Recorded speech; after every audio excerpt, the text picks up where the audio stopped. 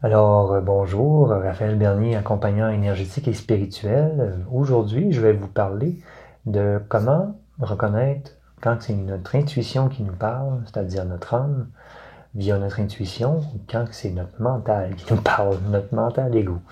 Ça peut être très, très pratique dans notre vie de tous les jours, parce que l'intuition, tout le monde en a.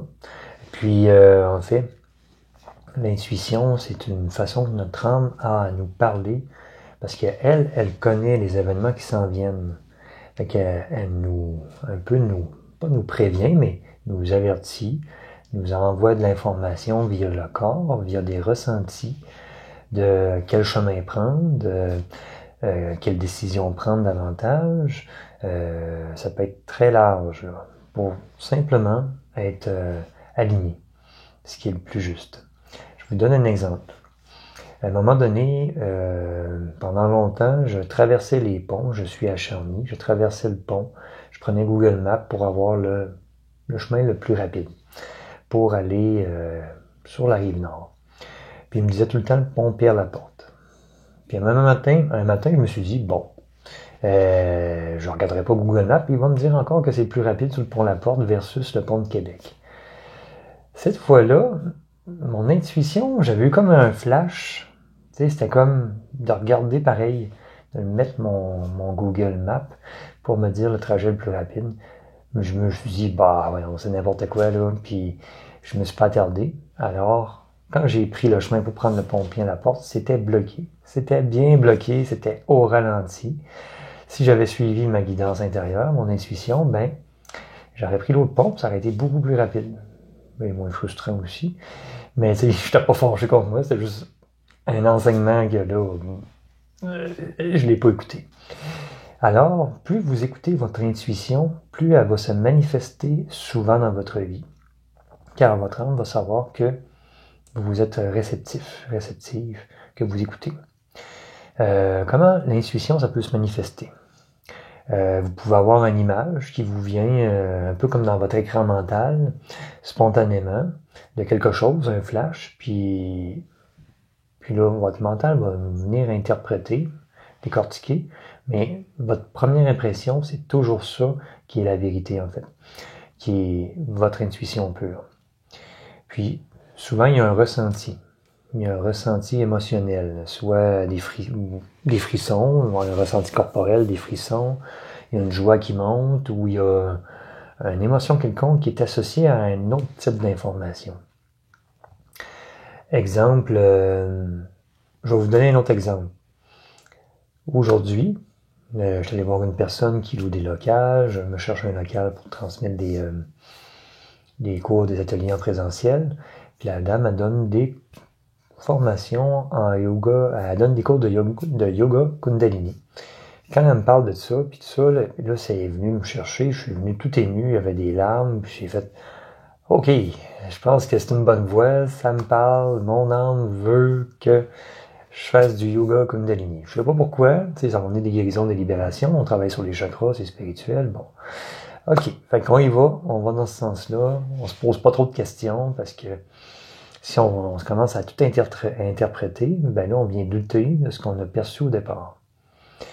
Quand on a une intuition, ça prend à peu près 3-4 secondes, puis ça monte à la tête, puis c'est là qu'on vient interpréter ou douter, puis là on fait, voyons, ça n'a pas de bon sens, ça n'est qu'une tête. En effet, ça n'a pas toujours de logique. L'intuition, en effet, la plupart du temps, ça n'en a pas nécessairement. Alors, c'est des ressentis, c'est des émotions, c'est des idées spontanées, c'est une inspiration soudaine, donc c'est ça qu'il faut suivre. Fait que si vous commencez à interpréter, puis à tout analyser, puis à voir la faisabilité de tout ça, là, vous tombez dans votre mental ego. C'est pas ça qu'on veut. Revenez à ce que vous avez ressenti et perçu au départ. Puis connectez-vous à ça. Prenez le temps de vous ouvrir à cette possibilité-là. Puis les choses, en fait, vont se manifester sur votre chemin pour concrétiser ça. Exemple, si c'est une idée de projet, parce que là, c'est un petit peu plus gros, il y a des étapes. Exemple, vous avez une idée de créer une garderie. Puis il y a de la joie, puis ça monte, puis vous êtes, tu sais, il y a un ressenti. Partez avec ça, c'est le point de départ. Créez une garderie. Le comment, le quand ça va se produire, pour l'instant, vous ne le savez pas.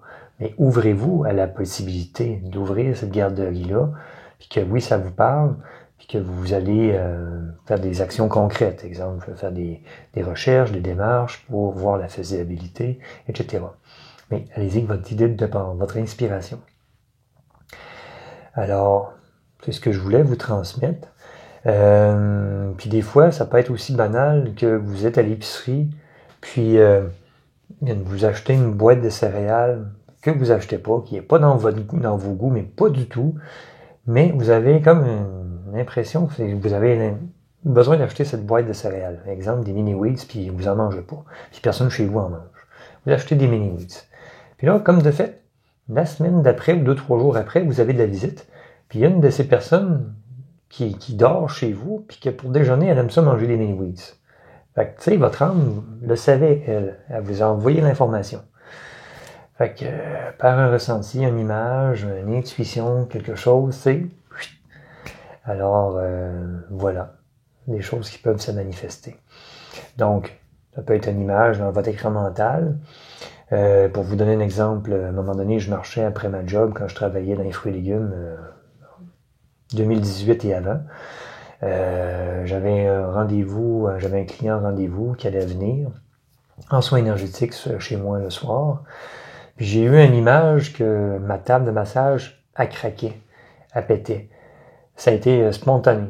Fait que là, j'ai compris, oh, ok, je pense que mon client, il est peut-être relativement pesant. C'est comme ça que je l'ai interprété. Je vais baisser ma table au minimum. Puis je faisais le soin à genoux. Puis comme de fait, quand j'ai vu le monsieur, j'ai compris, oh, ok, il est 300 livres et plus, là. Ma table était pas si solide que ça, là, à l'époque. Alors, j'ai eu raison, j'ai eu le flash. Pas avoir baissé ma table, puis l'avoir embarqué, pas sûr. Ça l'aurait craqué, peut-être fendu, puis il aurait peut-être tombé. Pas idéal.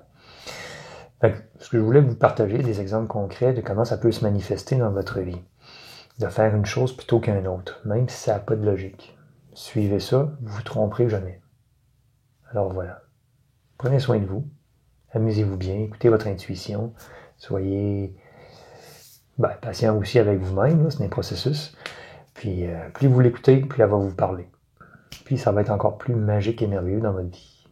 Alors, au plaisir de se revoir d'une façon ou d'une autre.